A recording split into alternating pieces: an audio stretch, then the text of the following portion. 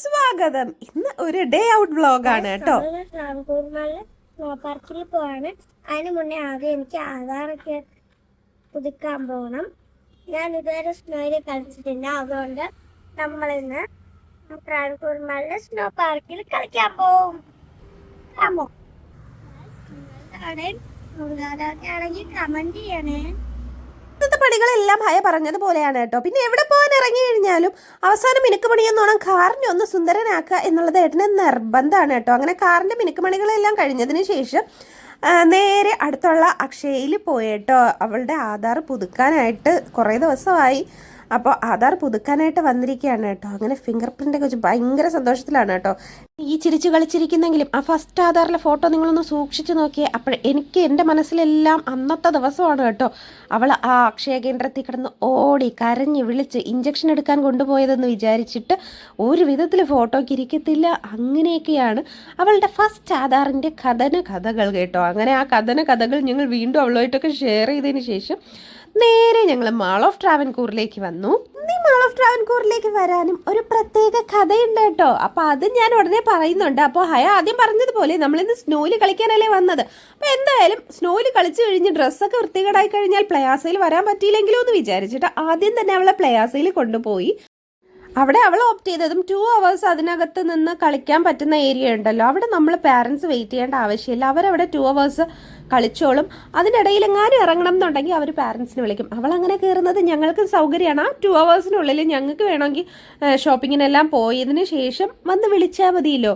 അപ്പം ഞാനിത് ഇത്ര എക്സ്പ്ലെയിൻ ചെയ്ത് പറയുന്നതിന് കാരണം ഞാൻ ആരുടെടുത്തൊക്കെ സംസാരിച്ചപ്പോൾ അവർക്കൊന്നും ഇങ്ങനെ ഒരു സംഭവം അവിടെ ഉള്ളതായിട്ട് അറിയത്തില്ല എന്ന് പറഞ്ഞു കേട്ടോ. ഞങ്ങളും ആദ്യമൊക്കെ പോയിട്ട് ഹയ ഓരോ റൈഡിലും കയറുമ്പോൾ ഞങ്ങൾ അത്രയും ടൈം അവിടെ പോസ്റ്റായിട്ട് നിൽക്കേണ്ടി വരുമായിരുന്നു. അപ്പോൾ ഇപ്പം അങ്ങനെ ഒരു സംഭവം ഇല്ല. 2 hours അവൾ കളിക്കുന്നതിനിടയിലോ അല്ലെങ്കിൽ 1 hour കളിക്കുന്നതിനിടയിൽ ഞങ്ങൾ ചെന്ന് ഷോപ്പിംഗ് എല്ലാം നടത്തും. അങ്ങനെ ഷോപ്പിംഗ് എല്ലാം കഴിഞ്ഞ് ഏകദേശം ആയപ്പോൾ തന്നെ കോൾ വന്നു, ഹയക്ക് അവിടെ കളിച്ചത് മതി എന്ന് പറയുന്നുണ്ടെന്ന്. അപ്പോൾ എന്തായാലും നമ്മളുടെ ഷോപ്പിംഗ് എല്ലാം കഴിഞ്ഞ് നേരെ ചെന്ന് ഹയയെ വിളിച്ചു കേട്ടോ. എവിടെയായിരുന്നു?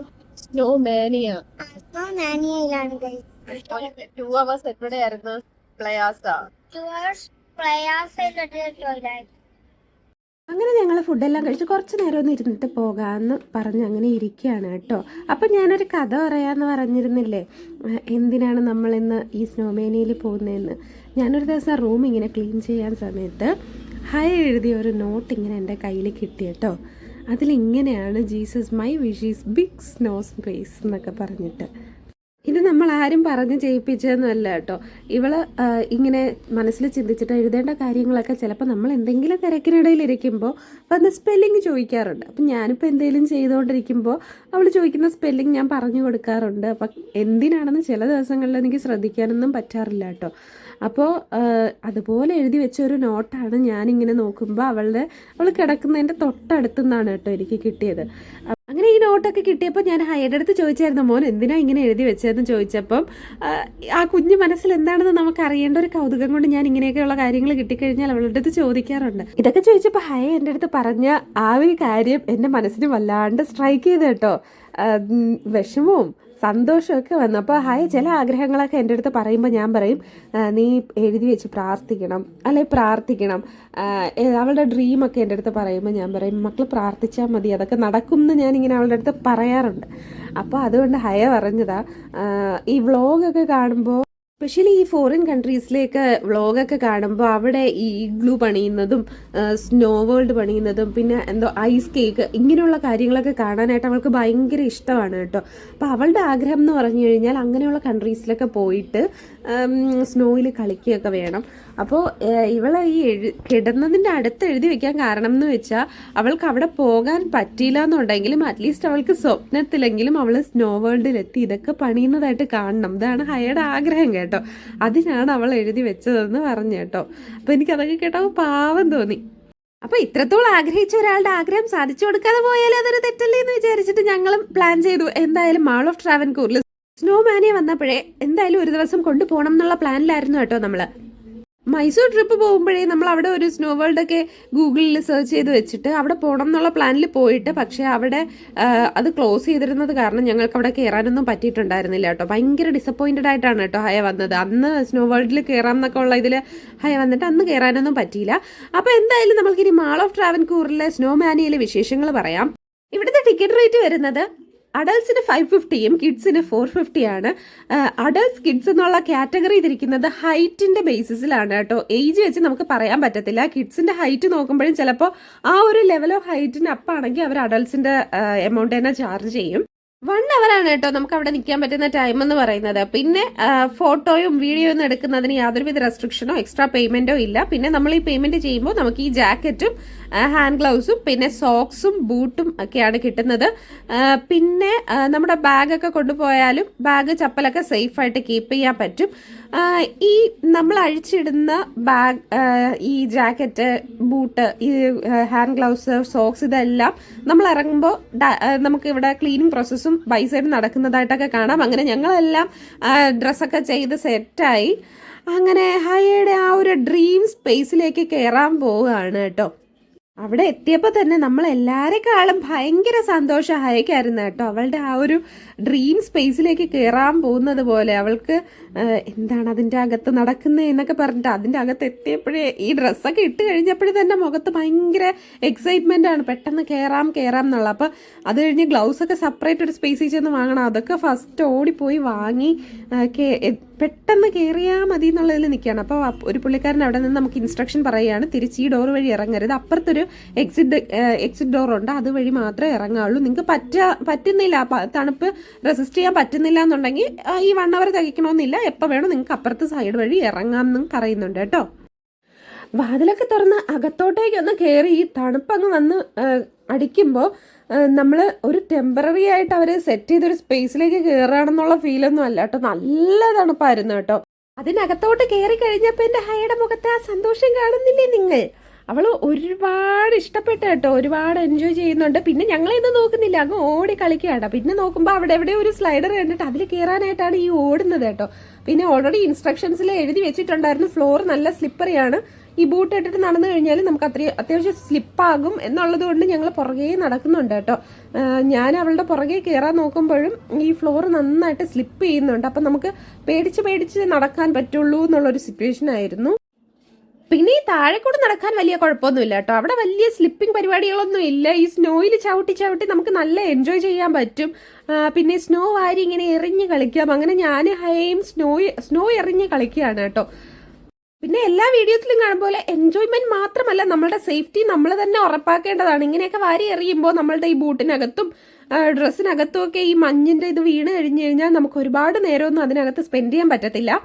പിന്നെ അവിടെ ഈ വണ്ടി വലിച്ചുകൊണ്ട് പോകുക എന്നുള്ളതായിരുന്നു പ്രധാന വിനോദങ്ങളിലൊന്ന് കേട്ടോ. അപ്പോൾ ഈ വണ്ടി ഒരെണ്ണം വേക്കൻ്റ് ആകുമ്പോൾ തന്നെ ഓടി അടുത്ത ആൾക്കാർ എടുക്കാനായിട്ട് വെയിറ്റിംഗ് ആയിരിക്കും. അപ്പോൾ ആദ്യം കിട്ടിയ ഒരെണ്ണത്തിൽ ഞാൻ ഹയയെ ഇരുത്തിയിട്ട് കൊണ്ടുപോവാണ് കേട്ടോ. അതൊക്കെ അവൾക്ക് ഒരുപാട് ഇഷ്ടമായി. ഈ കാർട്ടൂൺസിലും വ്ളോഗിലൊക്കെ കാണുന്നതല്ലേ ഉള്ളൂ. അപ്പോൾ ഇവിടെ വന്നിട്ട് അതൊക്കെ ചെയ്യാൻ പറ്റിയപ്പോൾ അവൾക്ക് ഭയങ്കര ഇഷ്ടപ്പെട്ടു കേട്ടോ. അങ്ങനെ അടുത്ത ടേൺ എൻ്റെതായി. ഹയ എഴുന്നേറ്റ് കഴിഞ്ഞപ്പോൾ പിന്നെ ഏട്ടൻ പറഞ്ഞു, ഏട്ടൻ എന്നെയും വിളിച്ചുകൊണ്ട് ആ റൈഡിൽ കൊണ്ടുപോകാമെന്ന് പറഞ്ഞിട്ട് അടുത്ത ടേൺ എൻ്റെതായിരുന്നു. അങ്ങനെ പിന്നെ ഈ പോകുന്നതിൻ്റെ ഇടയ്ക്ക് ഈ ജാക്കറ്റും കൂടെ കിടക്കുന്നത് കൊണ്ട് നമുക്ക് അങ്ങോട്ടും ഇങ്ങോട്ടും തിരിഞ്ഞ ആളുണ്ടോ, വണ്ടി ബാക്കിൽ നിന്ന് അടുത്തത് വരുന്നുണ്ടോ എന്നൊന്നും കാണാൻ പറ്റത്തില്ല. അതുകൊണ്ട് നമുക്ക് ഭയങ്കര സ്ലോ ആയിട്ടേ പോകാനും പറ്റുന്നുണ്ടായിരുന്നുള്ളൂ. പിന്നെ അതിനിടയിൽ ഹയയും നോക്കുന്നുണ്ട്. ഹയ പിന്നെ ഭയങ്കര എക്സൈറ്റഡ് ആയിട്ട് അവിടെ ഇഗ്ലു ഉണ്ടായിരുന്നു, അതിനകത്തൊക്കെ കയറി ഇറങ്ങി അങ്ങനെ നടക്കുമായിരുന്നു. അടുത്ത ടേൺ ഇനി ഏട്ടനാണ്. അപ്പം ഞാൻ ഹയയും കൂടെ വിളിക്കുകയാണ്, വന്നോ പിടിച്ചോ എന്ന് പറഞ്ഞപ്പോൾ എനിക്ക് വേണ്ട, എനിക്ക് കളിക്കണം, ഇത് വലിയ എൻജോയ്മെന്റ് ഇല്ല, അവിടെ ഇഗ്ലു ഉണ്ടെന്ന് എന്നെ ചൂണ്ടിക്കാണിക്കുകയാണ്. ഞാൻ ഇഗ്ലുവിനകത്ത് കയറാൻ പോവാന്ന്. ആ നേരം കൊണ്ട് ഞങ്ങൾ രണ്ടുപേരും ഈ പേടകം ഒന്ന് കരക്കടുപ്പിച്ചിട്ട് വരാമെന്ന് പറഞ്ഞ് ഞാൻ ഏട്ടനെയും വലിച്ചുകൊണ്ട് ആ വണ്ടിയിൽ ഓടുകയാണ് സുഹൃത്തുക്കളെ. അപ്പോൾ ഇത് നല്ല അടിപൊളിയായിരുന്നു കേട്ടോ, എനിക്കിത് ഇഷ്ടമായി. അവിടെ വെറുതെ വേക്കൻ്റായിട്ട് വണ്ടി കിടക്കുമ്പോഴല്ലേ ഞാൻ ആരെങ്കിലും പിടിച്ചിരുത്തിയിട്ട് കൊണ്ട് ഓടാം എന്നൊക്കെ പറഞ്ഞു. പക്ഷേ ഇവിടെ ഭയങ്കരമായിട്ട് ശ്രദ്ധിക്കണം. എനിക്കാണെങ്കിൽ ഈ ജാക്കറ്റ് കാരണം തിരിഞ്ഞ് അപ്പുറത്തോട്ട് ആളുണ്ടോ എന്ന് നോക്കാനും പറ്റുന്നില്ല. അങ്ങനെ ഫാസ്റ്റായിട്ട് വലിച്ചുകൊണ്ട് പോയപ്പം ജസ്റ്റ് മിസ്സിലാണ് ഒരു വണ്ടി ഇടിക്കാതെ അങ്ങ് പോയത് കേട്ടോ. പിന്നെ ഞങ്ങൾ അങ്ങോട്ടും ഇങ്ങോട്ടും സ്നോ എറിയൽ തന്നെയായിരുന്നു കേട്ടോ. കുറേ സമയം ഒരു 15 മിനിറ്റ്സ് കഴിഞ്ഞപ്പോൾ തന്നെ ഹൈക്ക് അത്യാവശ്യം നന്നായിട്ട് തണുക്കാനൊക്കെ തുടങ്ങി കേട്ടോ. അപ്പോൾ അവളുടെ മുഖമൊക്കെ അങ്ങ് മാറുന്നുണ്ടായിരുന്നു. മതിയായോ എന്നൊക്കെ ചോദിച്ചാൽ മതിയായൊന്നുമില്ല. പിന്നെ ഇഗ്ലൂവിനകത്ത് കയറി നിൽക്കുമ്പോൾ വലിയ തണുപ്പൊന്നുമില്ല കേട്ടോ.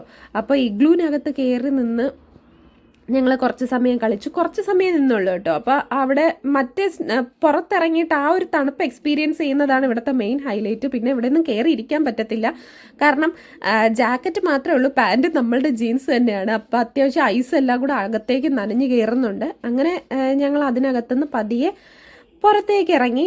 ഹയ അങ്ങനെ കുട്ടി പെൻഗ്വിനെ പോലെ ഇങ്ങനെ തണുത്ത് അങ്ങനെ നടക്കുകയാണ്. അത് കഴിഞ്ഞ് അവിടെ ഇങ്ങനെ ഒരു റൈഡ് ഉണ്ടായിരുന്നു കേട്ടോ. ഇത് സംഭവം അടിപൊളിയായിരുന്നു. അവിടെ ഇത്തിരി ഒരു അഡ്വഞ്ചറസ് ആയിട്ടോ ഒക്കെ ചെയ്യണം എന്നുണ്ടെങ്കിൽ ഈ ഒരു റൈഡ് തന്നെയാണുള്ളത്. അങ്ങനെ ഹൈയും പപ്പയും ആയിട്ട് അതിൽ കയറിയിട്ട് വരാമെന്ന് പറഞ്ഞു. അപ്പോൾ ഏട്ടൻ കുറേ സമയം വീഡിയോ എടുത്തു കഴിഞ്ഞപ്പോൾ ഏട്ടൻ്റെ കൈയൊക്കെ മരവിക്കാൻ തുടങ്ങി, കാരണം ഗ്ലൗസ് മാറ്റിക്കഴിഞ്ഞാൽ മാത്രമേ വീഡിയോ എടുക്കാൻ പറ്റുള്ളല്ലോ. അങ്ങനെ ഹൈയും ഏട്ടനും ലാൻഡ് ചെയ്തത് തല തിരിഞ്ഞായി പോയത് കാരണം അവരുടെ വീഡിയോ നേരെ കിട്ടിയിട്ടുണ്ടായിരുന്നില്ല. ഞങ്ങളുടെ പ്രധാന വിഷയം ഇതൊന്നുമല്ല എൻ്റെ ആശാനെ, ഈ കയ്യിൽ കിടക്കുന്ന ഗ്ലൗസ് ആയിരുന്നു കേട്ടോ. ഈ കയ്യിൽ കിടക്കുന്ന ഗ്ലൗസ് ഇടാതൊട്ട് നിൽക്കാനും പറ്റില്ല, ഇത് ഇട്ടുകൊണ്ട് വീഡിയോ എടുക്കാനും പറ്റത്തില്ല. അപ്പോൾ ഊരിയിട്ട് വീഡിയോ എടുക്കാനേ പറ്റത്തുള്ളൂ. ഊരി കഴിഞ്ഞ് കുറച്ച് സമയം നമ്മളുടെ ഇഷ്ടത്തിനനുസരിച്ച് വീഡിയോ എടുത്ത് വരുമ്പോഴത്തേക്കും കൈയെല്ലാം കൂടെ മരവിക്കും. ഇനിയും ഒരുപാട് വിഷ്വൽസൊക്കെ എടുക്കണം എന്നുണ്ടായിരുന്നെങ്കിലും ഒന്നും നടക്കുന്നുണ്ടായിരുന്നില്ല കേട്ടോ. എന്താടാ തണുക്കണ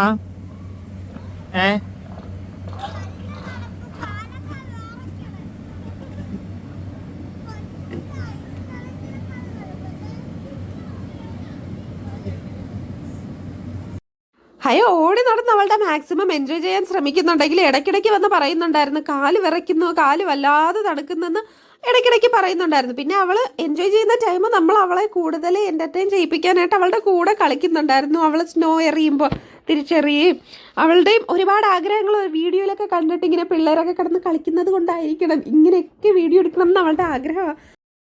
അങ്ങനെ അതിനൊക്കെ കൂട്ടി നിന്ന് പിന്നെ ഡാൻസ് ചെയ്യാന്ന് പറഞ്ഞ് അവിടെ എപ്പോഴും പാട്ടിട്ടേക്കും കേട്ടോ. അപ്പോൾ കുറേ പേര് ഡാൻസ് റീലൊക്കെ എടുക്കുന്നുണ്ടായിരുന്നു. അങ്ങനെ ഞങ്ങൾ ഡാൻസ് റീൽ ചെയ്യുന്നതിൻ്റെ ആ ഒരു സ്പോട്ടിൽ ചെന്ന് നിന്നപ്പോഴേക്ക് ഹയക്ക് പിന്നെ ഒട്ടും പറ്റാണ്ടായി കേട്ടോ. അപ്പം ഞാൻ കുറച്ച് അവളുടെ ബോഡിയൊക്കെ ഒന്ന് ചൂടാവാൻ കെട്ടിപ്പിടിച്ചൊക്കെ നിൽക്കാൻ നോക്കി, പക്ഷെ അവൾ പറ്റുന്നില്ല, മതി എന്നൊക്കെ പറഞ്ഞിട്ട് അങ്ങനെ ഇരിക്കുകയാണ് കേട്ടോ. ഈ ഒരു സമയമൊക്കെ എത്തിയപ്പോൾ നമുക്ക് എങ്ങനെയെങ്കിലും ഇറങ്ങാമെന്ന് പറഞ്ഞിട്ട് ഞങ്ങൾ നിൽക്കുകയായിരുന്നു.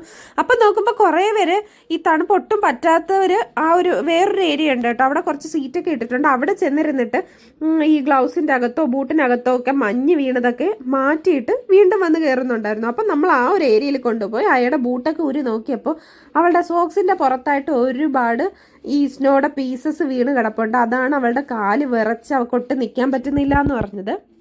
അപ്പോൾ കുട്ടികളെയൊക്കെ കൊണ്ടുപോകുന്നവർ പ്രത്യേകം ശ്രദ്ധിക്കേണ്ട കാര്യം എന്ന് പറയുന്നത് 1-2 എക്സ്ട്രാ സോക്സ് ഇട്ടതിന് ശേഷം അവിടെ നിന്ന് തരുന്ന സോക്സും ഇട്ടിട്ട് ബൂട്ടൊക്കെ ഇട്ടാൽ കുറച്ചും കൂടെ നല്ലതായിരിക്കും. മിക്ക വീഡിയോസിൽ പിന്നീടൊക്കെ ഞാൻ കാണുമ്പോൾ ഉള്ള വീഡിയോസിൽ ഇവരുടെ കാലൊക്കെ മരവിക്കാനായിട്ടൊക്കെ സാധ്യതയുണ്ട് കേട്ടോ. അപ്പോൾ ഈ സ്നോമാനിയിലൊക്കെ കയറാനായിട്ട് പ്ലാൻ ചെയ്യുന്നവർ മെയിനായിട്ടും ശ്രദ്ധിക്കുക, 1-2 പെയർ എക്സ്ട്രാ സോക്സും കൂടെ പോകുന്നത് കുറച്ചും കൂടെ നല്ലതായിരിക്കും. കാരണം അവർക്ക് കുറച്ചും കൂടെ നിന്ന് എൻജോയ് ചെയ്യാൻ പറ്റും. കാരണം പെട്ടെന്ന് മരവിക്കുന്നത് കാലായിട്ടാണ് എനിക്ക് ഫീൽ ചെയ്തത്. വേറെ പ്രശ്നമൊന്നും ഉണ്ടായിരുന്നില്ല. പിന്നെ കുറേ കഴിഞ്ഞപ്പോൾ എൻ്റെ അടുത്ത് വന്നിട്ട് പറയുകയാണ്, അമ്മ എനിക്ക് ജലദോഷം പിടിക്കുമെന്നാണ് തോന്നുന്നത്, ഇവിടെ നിന്ന് ഇറങ്ങുമ്പോൾ എനിക്ക് ജലദോഷമായിരിക്കും എന്നൊക്കെ വന്നിട്ട് പറയുന്നുണ്ടായിരുന്നു. അങ്ങനെ എന്തായാലും കഷ്ടിച്ചൊരു മണിക്കൂറൊക്കെയാണ് നമ്മൾ അവിടെ സ്പെൻഡ് ചെയ്തത്. നിന്ന ടൈമൊക്കെ എൻജോയ് ചെയ്തു.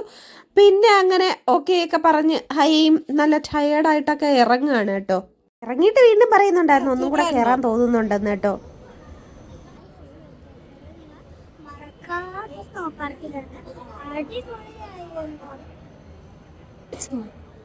പിന്നെ പോയൊരു എക്സ്പീരിയൻസിനെ കുറിച്ച് പറയുകയാണെങ്കിൽ ടിക്കറ്റ് ചാർജ് എനിക്ക് അത്യാവശ്യം നല്ല കൂടുതലായിട്ടാണ് തോന്നിയത്. അഡൽസിന് 550 കിഡ്സിന് 450. അതിന് വേണ്ടിയിട്ടുള്ളതൊന്നും അതിനകത്ത് ഉണ്ടായിരുന്നതായിട്ട് ഫീൽ ചെയ്തില്ല.